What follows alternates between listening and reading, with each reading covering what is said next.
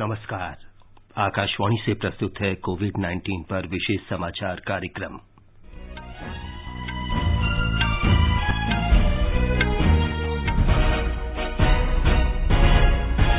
प्रधानमंत्री नरेंद्र मोदी कोविड-19 के खिलाफ संघर्ष में आगे की रणनीति के बारे में आज वीडियो कॉन्फ्रेंस के जरिए मुख्यमंत्रियों से चर्चा करेंगे।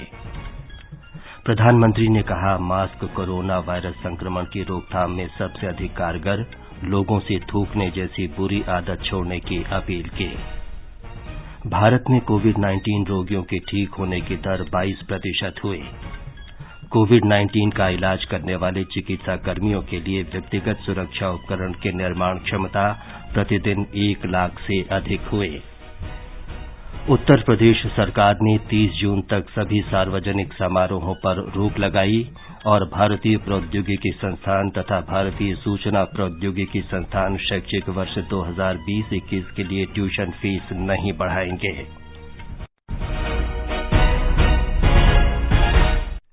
इस विशेष कार्यक्रम में अपने सहयोगी नवीन सक्सेना के साथ मैं विमलेंदु पांडे।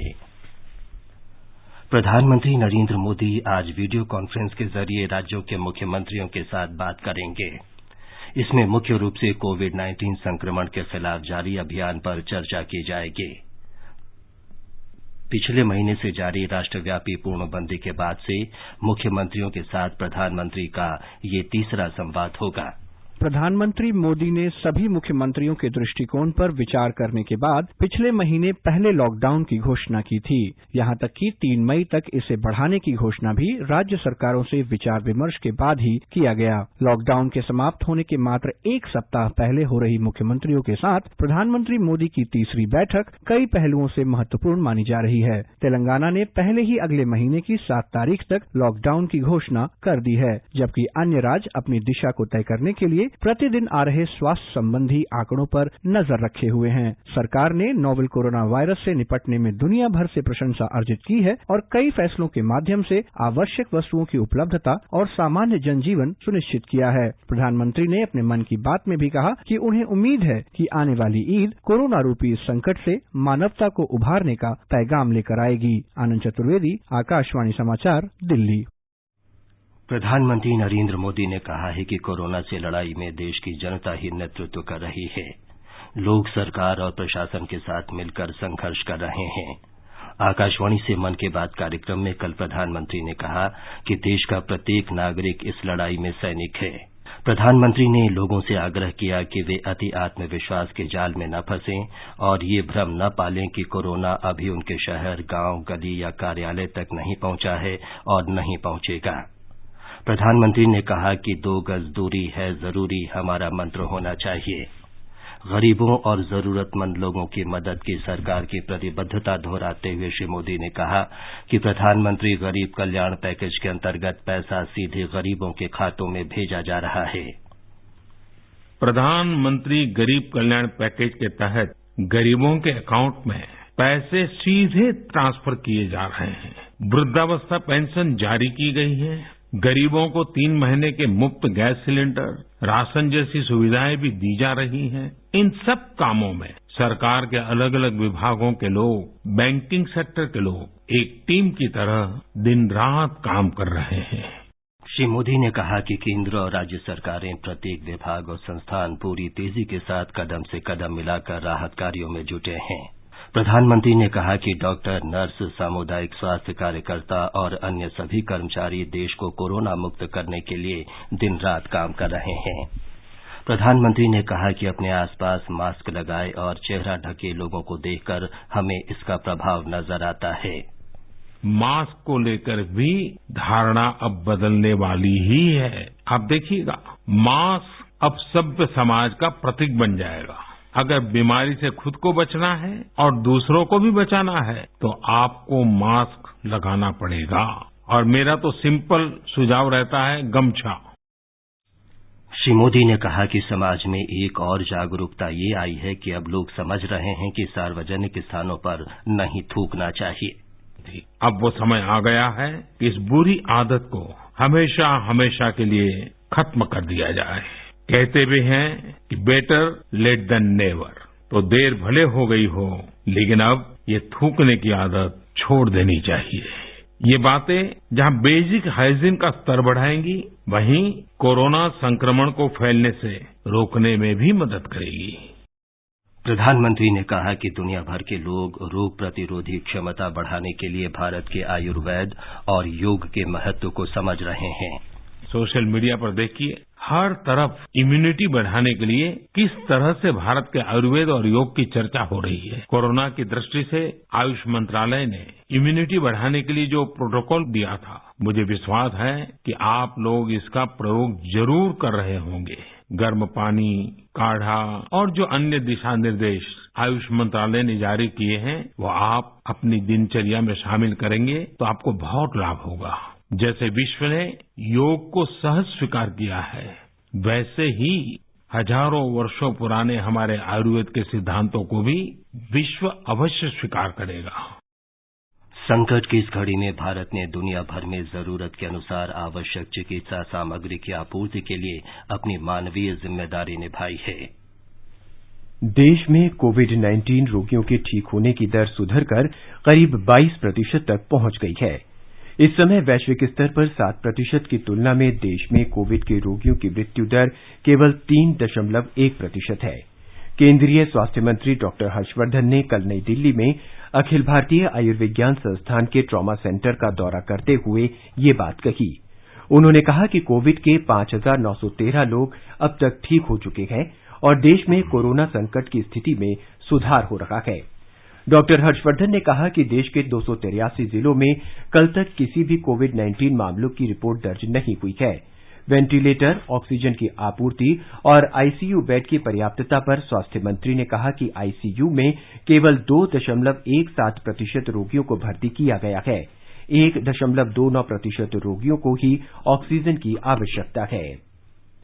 देश में कोविड-19 महामारी से पीड़ित रोगियों का उपचार कर रहे चिकित्सा कर्मियों के लिए व्यक्तिगत सुरक्षा के आवश्यक उपकरणों का उत्पादन 1 लाख से अधिक प्रतिदिन पर पहुंच गया है। व्यक्तिगत सुरक्षा उपकरण पीपीई के उत्पादन में बेंगलुरु मुख्य केंद्र बनकर उभरा है। लगभग 50% उपकरणों का उत्पादन बेंगलुरु में हो रहा है। इसके अलावा कोलकाता, दिल्ली, नोएडा, गुरुग्राम और अन्य स्थानों में भी पीपीई किट बनाए जा रहे हैं। अभी तक देश में कुल मिलाकर 10 लाख पीपीई बनाए जा चुके हैं।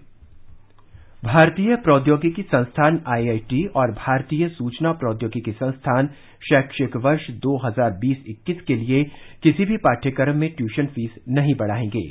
मानव संसाधन विकास मंत्री रमेश पोखरियाल निशंक ने ये जानकारी दी। उन्होंने बताया कि आईआईटी परिषद की स्थायी समिति के अध्यक्ष और संस्थानों के निदेशकों के साथ कोविड-19 संकट पर विचार विमर्श के बाद यह निर्णय लिया गया है। श्री निशंक ने बताया कि केंद्र सरकार द्वारा संचालित भारतीय सूचना प्रौद्योगिकी संस्थानों के बारे में फैसला लिया गया है कि स्नातक पाठ्यक्रमों के लिए ट्यूशन फीस में हर वर्ष होने वाली 10% बढ़ोतरी इस वर्ष नहीं की जाएगी। उन्होंने बताया कि सरकारी निजी साझेदारी वाले सूचना प्रौद्योगिकी संस्थानों से भी कहा गया है कि आगामी शैक्षिक वर्ष में किसी भी पाठ्यक्रम की ट्यूशन फीस नहीं बढ़ाई जाए। कोविड-19 महामारी के कारण देश में लगाए गए पूर्णबंदी के दौरान लाइफलाइन उड़ान के जरिए 684 टन आवश्यक वस्तुएं और चिकित्सा सामग्री देश के विभिन्न हिस्सों में पहुंचाई गईं। कोविड-19 से लड़ने में आवश्यक वस्तुओं और चिकित्सा सामग्री को देश के सुदूर भागों तक पहुंचाने के लिए नागरिक उड्डयन मंत्रालय लाइफलाइन उड़ानें संचालित कर रहा है। लॉकडाउन के दौरान देश के दूर दराज इलाकों में आवश्यक दवाएं और चिकित्सा सामग्री पहुंचाने के लिए लाइफलाइन उड़ान सेवा की शुरुआत की गई थी। इसके तहत लाइफलाइन उड़ानों ने अब तक 3 लाख किलोमीटर से अधिक हवाई दूरी तय की है। एयर इंडिया, भारतीय वायुसेना और निजी विमान कंपनियों द्वारा इसके तहत अब तक 383 उड़ानें संचालित की गई हैं। पवन हंस सहित हेलीकॉप्टर सेवा जम्मू और कश्मीर, लद्दाख, पूर्वोत्तर और द्वीप क्षेत्रों में संचालित हो रही है, जो महत्वपूर्ण चिकित्सा उपकरण और रोगियों को पहुंचाने का कर रहे हैं। वहीं घरेलू cargo operator SpiceJet, blue dart और इंडिगो वाणिज्यिक आधार पर कार्गो उड़ानें संचालित कर रहे हैं। इन कार्गो में बड़ी मात्रा में चिकित्सा उपकरण, परीक्षण किट, मास्क और दस्ताने शामिल हैं। दीपेंद्र कुमार, आकाशवाणी समाचार। ऑटोमोबाइल कंपनी मारुति सुजुकी अब देश में कम लागत के वेंटिलेटर बनाने और कोविड-19 के खिलाफ लड़ाई में सरकार की मदद की तैयारी कर रही है। कंपनी ने उत्तर प्रदेश के गौतम बुद्ध नगर में एक स्टार्टअप को वेंटिलेटर निर्माण में सहायता देनी शुरू की है। हमारी संवाददाता ने खबर दी है कि कंपनी की विशेषज्ञता और क्षमताओं से बड़े पैमाने पर कम लागत के वेंटिलेटर तैयार होने की संभावना है।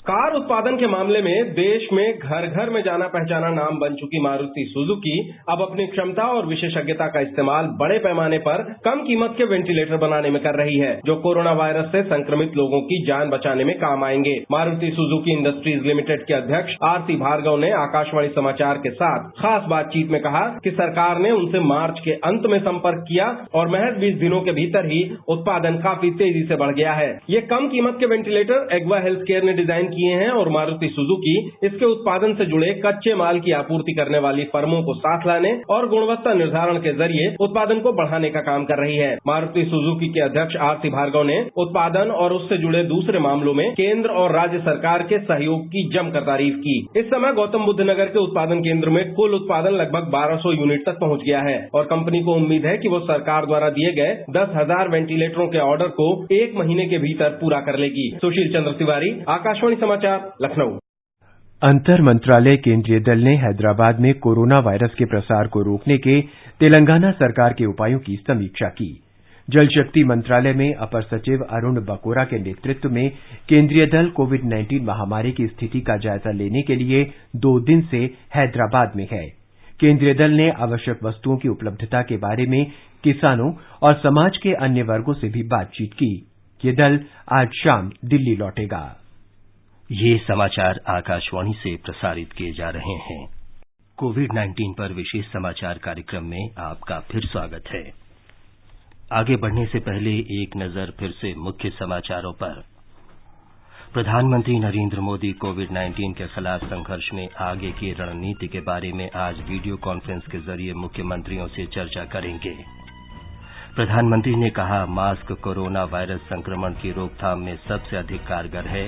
लोगों से थूकने जैसी बुरी आदत छोड़ने की अपील की। भारत में कोविड-19 रोगियों के ठीक होने की दर 22% हुई। कोविड-19 का इलाज करने वाले चिकित्सा कर्मियों के लिए व्यक्तिगत सुरक्षा उपकरण के निर्माण क्षमता प्रतिदिन 1 लाख से अधिक हुई। उत्तर प्रदेश सरकार ने 30 जून तक सभी सार्वजनिक समारोहों पर रोक लगाई और भारतीय प्रौद्योगिकी संस्थान तथा भारतीय सूचना प्रौद्योगिकी संस्थान शैक्षिक वर्ष 2020-21 के लिए ट्यूशन फीस नहीं बढ़ाएंगे। उत्तर प्रदेश में सभी सार्वजनिक समारोह पर 30 जून तक प्रतिबंध लगा दिया गया है। मुख्यमंत्री योगी आदित्यनाथ ने अधिकारियों को निर्देश दिया कि कोरोना वायरस संकट के कारण 30 जून तक कोई जनसभा आयोजित करने की अनुमति नहीं दी जानी चाहिए। उन्होंने कहा कि इस बारे में आगे कोई भी निर्णय परिस्थिति पर निर्भर करेगा। बिहार में कोविड-19 से संक्रमित व्यक्तियों की संख्या बढ़कर 277 हो गई है। राज्य में पिछले 24 घंटे में 26 नए रोगियों का पता चला। सबसे अधिक 68 व्यक्ति मुंगेर जिले में और उसके बाद 34 नालंदा तथा 33 पटना में संक्रमित हैं। कल 11 व्यक्तियों को पूरी तरह ठीक हो जाने पर अस्पताल से छुट्टी दे दी गई। इन्हें मिलाकर राज्य में संक्रमण से पूरी तरह स्वस्थ होने वाले व्यक्तियों की संख्या 56 हो गई है। हमारे संवाददाता ने खबर दी है कि प्रभावित क्षेत्रों में एनडीआरएफ की टीमें तैनात की गई हैं। पिछले 3 दिनों के दौरान 107 कोरोना मरीज बढ़े हैं। संक्रमण का फैलाव बढ़कर राज्य के 38 में से 22 जिलों में हो गया है। मरीजों की बढ़ती संख्या को देखते हुए मुख्यमंत्री नीतीश कुमार ने बाहर से लौटे लोगों की सघन स्क्रीनिंग कराने का निर्देश दिया है। श्री कुमार ने आम लोगों से ट्रैवल हिस्ट्री नहीं छिपाने की अपील की है। पटना, नालंदा और मुंगेर के हॉट स्पॉट वाले इलाकों में ड्रोन के जरिए लोगों की गतिविधियों पर नजर रखी जा रही है। इस बीच राज्य सरकार आवश्यक सेवाओं के अलावा अन्य दुकानों के खोले जाने को लेकर विभिन्न जिलों से फीडबैक ले रही है। इसके बाद ही कोई अंतिम निर्णय लिया जाएगा। आकाशवाणी समाचार के लिए पटना से कृष्ण कुमार लाल। पूर्णबंदी के कारण अन्य राज्यों में फंसे मध्य प्रदेश के श्रमिक अपने घरों को लौटना शुरू हो गए हैं। इसके अतिरिक्त प्रदेश में फंसे अन्य राज्यों के श्रमिकों को भी उनके राज्यों में वापस भेजा जा रहा है। हमारे संवाददाता ने बताया है कि पूर्णबंदी के कारण विभिन्न राज्यों में मध्य प्रदेश के 1 लाख से अधिक श्रमिक फंसे हुए हैं, जिनकी वापसी विभिन्न चरणों में हो रही है। अधिकारियों ने जानकारी दी है कि राजस्थान में फंसे अधिकांश मजदूर राज्य में लौट आए हैं, जबकि गुजरात के लगभग 2400 मजदूरों को लेकर 98 बसें भी पहुंचने लगी हैं। सरकार द्वारा की गई व्यवस्था से मजदूर काफी खुश हैं। मजदूरी करने गए थे, लॉकडाउन लग गया तो जब मैं माधवपुर फंस चुके, अब हमें खाना पीने की पूरी व्यवस्था करी। मेरा नाम राज बहादुर है, मैं कटनी जिला का रहने वाला हूँ। 22 तारीख से फंस गए थे लॉकडाउन में, तो हम पैदल ही अपनी यात्रा शुरू कर दिए। रात की इतला में आके हम लोग को 7 लोगों ने रोक लिया। लॉकडाउन के कारण राज्य के अंदर फंसे लगभग 8000 मजदूर भी अपने अपने घरों में पहुंच गए हैं। संजीव शर्मा, आकाशवाणी समाचार, भोपाल। गुजरात में कल कोविड-19 के 230 नए मरीज सामने आए। इसके साथ ही इस बीमारी से संक्रमित लोगों की संख्या बढ़कर 3301 हो गई है। राज्य की प्रधान स्वास्थ्य सचिव डॉक्टर जयंती रवि ने कल शाम गांधीनगर में संवाददाताओं को बताया कि 313 लोगों के उपचार के बाद अस्पतालों से छुट्टी दे दी गई। उन्होंने बताया कि 2810 रोगियों की हालत स्थिर है, जबकि 27 रोगियों को वेंटिलेटर पर रखा गया है। हमारे अहमदाबाद संवाददाता ने बताया कि कल 230 नए रोगियों में 178 अकेले अहमदाबाद से हैं। अहमदाबाद शहर कोविड-19 का हॉटस्पॉट बना हुआ है, जहां कुल मामलों की संख्या 2181 हो गई है। अहमदाबाद शहर के 6 वार्ड को कोविड कंटेनमेंट क्षेत्र घोषित किया गया है। पुराने शहर को जोड़ने वाले 2 और पुलों को पुलिस द्वारा कल बंद कर दिया गया। इस बीच राज्य सरकार ने अहमदाबाद, सूरत, वडोदरा और राजकोट शहर में छोटी दुकानों और व्यवसायों को खोलने की अनुमति वापस ले ली है। इससे पहले सभी कोविड नियंत्रण क्षेत्रों के बाहर इसकी अनुमति दी गई थी, लेकिन अब इन क्षेत्रों में 3 मई तक दुकानें और छोटे व्यवसाय नहीं खोलने का निर्णय लिया गया है। राज्य के स्वास्थ्य विभाग के अनुसार राज्य के 61 विशेष कोविड समर्पित अस्पतालों में कुल 10,500 बिस्तर उपलब्ध है। राज्य में हाइड्रोक्सी क्लोरोक्विन और एजिथ्रोमाइसिन दवाओं, N95 और 3 परत वाला मास्क और PPE किट का पर्याप्त स्टॉक है। योगेश पंड्या, आकाशवाणी समाचार, अहमदाबाद। महाराष्ट्र में कोविड-19 से संक्रमित लोगों की संख्या 8000 से अधिक हो गई है। कल 440 लोगों में कोरोना वायरस का संक्रमण मिला। शनिवार को महाराष्ट्र में 811 लोगों में संक्रमण की पुष्टि हुई थी, जो एक दिन में संक्रमित लोगों की संख्या में सबसे अधिक वृद्धि है। 342 लोगों की संक्रमण से मौत हुई है। अब तक 1188 रोगी उपचार के बाद स्वस्थ हो चुके हैं। मुंबई के धारावी में संक्रमित लोगों की संख्या में तेज वृद्धि को देखते हुए स्थानीय निकाय प्रशासन ने संस्थागत क्वारंटीन केन्द्रों की संख्या 1000 से बढ़ाकर 2300 कर दी है। हिमाचल प्रदेश में राज्य सरकार पूर्णबंदी के दौरान लोगों को सभी अनिवार्य सेवाएं सुनिश्चित कर रही है। सरकार के इन प्रयासों में समाजसेवी भी सहायता कर रहे हैं। हमारे संवाददाता ने खबर दी है कि चंबा जिले में सभी धर्मों के युवा कर्फ्यू के दौरान प्रवासी और जरूरतमंद लोगों को सहायता करने के राज्य सरकार के प्रयासों में योगदान कर रहे हैं। कोविड-19 महामारी पर राज्यव्यापी कर्फ्यू के बीच चंबा जिले में विभिन्न धर्मों के युवक चंबा सेवियर्स के बैनर तले समाज के वंचित वर्गों की सेवा के लिए आगे आए हैं। ये सभी युवा मिलकर राशन पैक करते हैं और जरूरतमंद लोगों तक पहुंचाते हैं। अब तक इन युवाओं द्वारा 1 सप्ताह का राशन 80 जरूरतमंद परिवारों को पहुंचाया गया है और वितरण की प्रक्रिया अभी भी जारी है। संगठन के अध्यक्ष चरणजीत सिंह का कहना है, चंबा सेवियर सोसाइटी में सभी धर्म के लोग मिलकर जो हम राशन बांट रहे हैं और लगभग हम 80 परिवारों को इन 3 एरियाज में राशन बांट चुके हैं। इसमें हम लोग जो है चावल, आटा, घी, रिफाइंड सब कुछ 1 हफ्ते का सामान एक परिवार को दे रहे हैं। कि सभी युवा विभिन्न धर्मों के होने के बावजूद समाज के वंचित वर्गों की उच्च भावना के साथ सेवा कर रहे हैं। किसी ने सही कहा है कि एकता में ताकत है और इस कथन को चंबा सेवियर्स ने सार्थक किया है और समाज में दूसरों के लिए उदाहरण बन गया है। चंबा से विकास ठाकुर की रिपोर्ट के साथ संजीव सुंदरियाल, आकाशवाणी समाचार, शिमला। जम्मू कश्मीर में बांडीपोरा जिला प्रशासन ने गुरेज घाटी के लिए आवश्यक वस्तुओं के साथ 24 ट्रक रवाना किए हैं। घाटी में भारी बर्फबारी के कारण सड़क कई महीनों से बंद थी। पिछले सप्ताह सड़क खुलने के बाद भी कोरोना वायरस संक्रमण से बचाव के एहतियाती उपाय के तौर पर गुरेज घाटी से आवाजाही प्रतिबंधित थी। बांडीपोरा के उपायुक्त शहबाज अहमद मिर्जा ने कहा है कि आवश्यक वस्तुओं से लदे ट्रक रवाना करने से पहले उन्हें अच्छी तरह संक्रमण रहित किया गया। चिकित्सकों की एक टीम ने ट्रक चालकों की स्वास्थ्य जांच की और सुनिश्चित किया कि घाटी में किसी संदिग्ध संक्रमित व्यक्ति का प्रवेश न हो। ट्रकों से सब्जियां, डीजल, पेट्रोल, रसोई गैस सिलेंडर, मुर्गी उत्पाद और अन्य जरूरी चीजें भेजी गई हैं। कर्नाटक में जिला प्रशासन ने विभिन्न जगहों पर फंसे मजदूरों को उनके घरों तक पहुंचाने के लिए परिवहन की व्यवस्था की है। कृषि और निर्माण से जुड़े अनेक मजदूर राज्य में फंसे हुए हैं। अभी इन्हें आश्रय स्थलों में रखा गया है, जहां भोजन, कपड़ा, स्वास्थ्य जांच और अन्य सुविधाएं दी जा रही हैं। मजदूरों को कोविड-19 संक्रमण से मुक्त प्रमाणित होने के बाद सुरक्षित दूरी सुनिश्चित करते हुए अपने अपने घर भेजने के लिए समन्वय अधिकारी नियुक्त किए गए हैं। इस बीच ब्रिटेन के कानून मंत्री रॉबर्ट बकलिन ने कर्नाटक में कोरोना महामारी की रोकथाम में कर्नाटक सरकार के प्रयासों की सराहना की है। श्री बकलिन ने कल वीडियो कॉन्फ्रेंस के जरिए मुख्यमंत्री बीएस येडियुरप्पा से बातचीत की और महामारी के फैलाव को रोकने के प्रयासों की प्रशंसा की।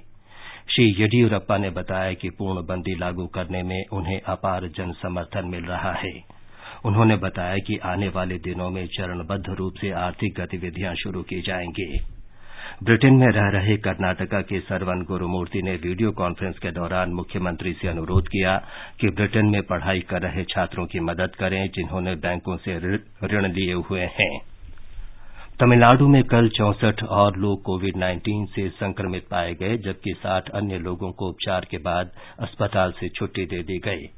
राज्य में कुल संक्रमित व्यक्तियों की संख्या 1885 हो गई है, जिनमें 838 सक्रिय मामले हैं। राज्य में मृतकों की संख्या 24 हो गई है। आकाशवाणी का समाचार सेवा प्रभाग विशेषज्ञों की सलाह श्रृंखला में कोविड-19 के बारे में प्रमुख चिकित्सकों का परामर्श प्रसारित करता है। मणिपाल अस्पताल नई दिल्ली में वरिष्ठ हृदय रोग विशेषज्ञ डॉक्टर सरिता गुलाटी ने आकाशवाणी समाचार से बातचीत में कहा कि कोविड-19 का संक्रमण रोकने के लिए साफ सफाई और सतर्कता उपायों का पालन आवश्यक है। बचने के लिए बहुत जरूरी है कि हम अपने हाथों को समय समय पर धोएं, साबुन पानी का इस्तेमाल करें या हैंड सैनिटाइजर का इस्तेमाल करें। रूटीन में होने वाली चीजें जैसे कि मोबाइल फोन, इलेक्ट्रॉनिक आइटम्स को समय समय पर साफ करते रहें। भीड़ भाड़ वाली जगह पर मत जाएं। अखिल भारतीय आयुर्विज्ञान संस्थान एम्स में जरा रोग विशेष चिकित्सा विभाग के प्रमुख डॉक्टर एबी डे ने कहा कि कोरोना संक्रमण के दौर में वरिष्ठ नागरिकों को अपना विशेष ध्यान रखना चाहिए और दिन भर व्यस्त रहने का प्रयास करना चाहिए। कोविड-19 से बुजुर्गों को ज्यादा खतरा महसूस हो रहा है, इसलिए जरूरी है कि आप घर में रहें, खाने में जो आप रोज खाते हैं वही खाएं, दिन भर कुछ ना कुछ करते रहें, मोबाइल रहें, चलते फिरते रहें, बिल्कुल पेट पाउंड ना हो जाएं। घर में रिश्तेदारों से, परिवार के लोगों से कनेक्टेड रहें, बात करें। जो घर में नहीं है रिश्तेदार और या दोस्त हैं, उनसे फोन पे या सोशल मीडिया से बात करते रहें। आकाशवाणी का समाचार सेवा प्रभाग आज हिंदी और अंग्रेजी में फोन इन कार्यक्रम में कोविड-19 पर विशेष परिचर्चा प्रसारित करेगा। वरिष्ठ चिकित्सक डॉक्टर सुनील रहेजा इस परिचर्चा में भाग लेंगे। श्रोता टोल फ्री नंबर 1800-115767 पर कॉल करके विशेषज्ञों से सवाल पूछ सकते हैं। ये विशेष कार्यक्रम आज रात 9:25 पर FM गोल्ड और अतिरिक्त मीटरों पर सुना जा सकता है। सरकार ने व्हाट्सएप पर भेजे जा रहे इस दावे को गलत बताया है कि आयुष मंत्रालय ने होम्योपैथ डॉक्टरों को कोविड-19 के उपचार की अनुमति दे दी है। पत्र सूचना कार्यालय PIB ने इस दावे को गलत बताया है। PIB ने बताया कि आयुष मंत्रालय ने केवल कोविड-19 के उपचार में आयुष की भूमिका से संबंधित छोटी अवधि के अनुसंधान प्रस्तावों की प्रणाली तैयार की है। पाकिस्तान में कोरोना वायरस से संक्रमित लोगों की संख्या रविवार को 13,304 हो गई। कल एक ही दिन में 1,508 संक्रमित लोगों का पता चला। देश के एक शीर्ष चिकित्सा संस्थान पाकिस्तान का इस्लामिक मेडिकल एसोसिएशन के अध्यक्ष डॉक्टर इफ्तिखार बरनी ने चेतावनी दी थी कि मस्जिद संक्रमण फैलाव का मुख्य जरिया बन रहे हैं। संस्थान ने लोगों से रमजान के दौरान घरों में रहकर ही नमाज अदा करने का आग्रह किया था।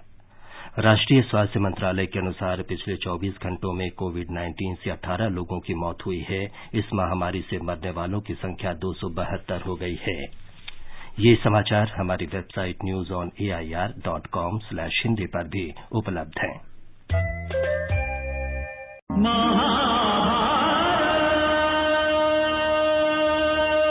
लोकप्रिय धारावाहिक महाभारत प्रतिदिन दोपहर 12 बजे और शाम 7 बजे डीडी भारती, फ्री डिश और अन्य DTH चैनल पर। सब्सक्राइबर्स अपना चैनल नंबर नोट करें: DD 60, Tata Sky 1194, Airtel 151, Sun Direct 326, Videocon DTH 480, Dish TV 197 और डेन 522। समय याद रखें, दोपहर 12 बजे और शाम 7 बजे। प्रतिदिन देखें लोकप्रिय धारावाहिक महाभारत। अथ श्री महाभारत कथा।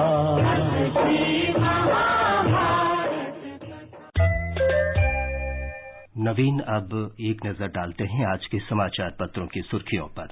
विवेंदु, आज के समाचार पत्रों की सुर्खियों में प्रधानमंत्री की आज राज्यों के मुख्यमंत्रियों से होने वाली वीडियो कॉन्फ्रेंस अखबारों की अहम खबर है। जनसत्ता का कहना है, एक दिन में संक्रमण के सबसे ज्यादा मामले। प्रधानमंत्री आज करेंगे मुख्यमंत्रियों से बात। 6 राज्यों ने पूर्णबंदी बढ़ाने को कहा। हिंदुस्तान की सुर्खी है, महाराष्ट्र, गुजरात और मध्य प्रदेश में हालात चिंताजनक। राजधानी दिल्ली में एक दिन में 293 नए मरीज। मध्य प्रदेश के इंदौर में ज्यादा प्रकोप। दैनिक भास्कर लिखता है, गुजरात और इंदौर में ज्यादा मौतों पर वुहान जैसे वायरस का शक। सबसे घातक है वुहान का L strain virus. Rajasthan Patrika की सुर्खी है, सिर्फ 7 राज्यों में ही कोरोना के 80% मरीज। मृतकों में भी 85% इन्हीं राज्यों से। संक्रमण से 22% हुए ठीक। आकाशवाणी से प्रधानमंत्री की मन की बात अखबारों की सुर्खियां हैं। जनसत्ता का शीर्षक है, संक्रमण ने बदला समाज का नजरिया। प्रधानमंत्री ने भारतीय परंपरा में एक दूसरे की मदद के भाव का जिक्र किया। अमर उजाला लिखता है, अति आत्मविश्वास नहीं पालें कि हमारी गली नहीं पहुंचेगी बीमारी। नवभारत टाइम्स कहता है, जीएसटी राहत पैकेज पर विचार कर रही है सरकार। कोरोना से सबसे ज्यादा प्रभावित सेक्टरों को दी जा सकती है छूट। दैनिक जागरण की सुर्खी है, कोविड टैक्स की सलाह देने वाले भारतीय राजस्व सेवा के अधिकारियों की जांच के आदेश। केंद्रीय प्रत्यक्ष कर बोर्ड ने स्पष्ट किया, रिपोर्ट में सुझाए उपायों से उसका कोई लेना देना नहीं। अब कुछ और समाचार। नीदरलैंड्स में 2 पशु फार्मों में मिंक पशु में कोरोना वायरस पाए जाने के समाचार भी मिले हैं। नीदरलैंड्स के कृषि मंत्रालय ने बताया कि इन फार्मों के 2 कर्मचारियों में कुछ दिन पहले कोरोना के लक्षण पाए गए थे। इसलिए लगता है कि मानवों से ये वायरस पशुओं में पहुंच गया है। पशुओं के संक्रमित होने की ये पहली घटना नहीं है। इससे पहले भी न्यूयॉर्क में 2 पालतू बिल्लियों और ब्रोंक्स चिड़ियाघर में कुछ चीतों और शेरों में कोरोना की पुष्टि हुई थी। और अंत में मुख्य समाचार एक बार फिर। प्रधानमंत्री नरेंद्र मोदी कोविड-19 के खिलाफ संघर्ष में आगे की रणनीति के बारे में आज वीडियो कॉन्फ्रेंस के जरिए मुख्यमंत्रियों से चर्चा करेंगे। प्रधानमंत्री ने कहा, मास्क कोरोना वायरस संक्रमण की रोकथाम में सबसे अधिक कारगर है। लोगों से थूकने जैसी बुरी आदत छोड़ने की अपील की। भारत में कोविड-19 रोगियों के ठीक होने की दर 22% हुई। कोविड-19 का इलाज करने वाले चिकित्सा कर्मियों के लिए व्यक्तिगत सुरक्षा उपकरण के निर्माण क्षमता प्रतिदिन 1 लाख से अधिक हुई। उत्तर प्रदेश सरकार ने 30 जून तक सभी सार्वजनिक समारोहों पर रोक लगाई और भारतीय प्रौद्योगिकी संस्थान तथा भारतीय सूचना प्रौद्योगिकी संस्थान शैक्षिक वर्ष 2020-21 के लिए ट्यूशन फीस नहीं बढ़ाएंगे। इसके साथ ही कोविड-19 पर विशेष समाचार कार्यक्रम का ये अंक समाप्त हुआ। नमस्कार।